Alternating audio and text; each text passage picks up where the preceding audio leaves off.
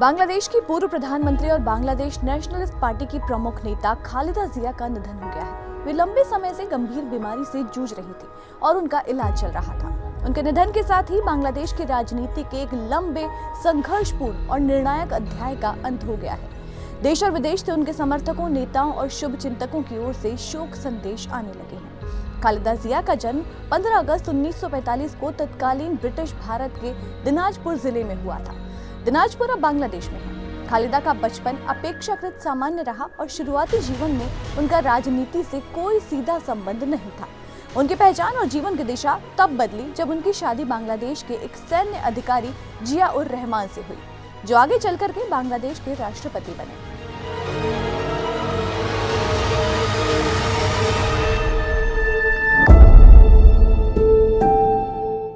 खालिदा जिया की राजनीति में एंट्री सीधे चुनावी मैदान से नहीं बल्कि अपने पति की विरासत से हुई।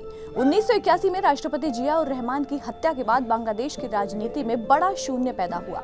इसी दौर में खालिदा जिया को बांग्लादेश नेशनलिस्ट पार्टी की कमान सौंपी गई। एक गृहिणी से पार्टी प्रमुख बनने तक का उनका सफर अचानक था, लेकिन जल्द ही उन्होंने खुद को एक मजबूत राजनीतिक चेहरा साबित कर दिया।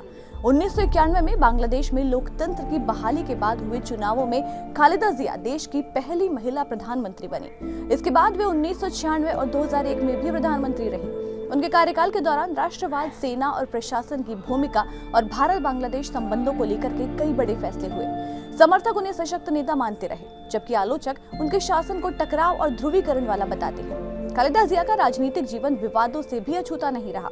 सत्ता से बाहर होने के बाद उन्हें भ्रष्टाचार के मामलों में सजा, जेल और नजरबंदी का सामना करना पड़ा।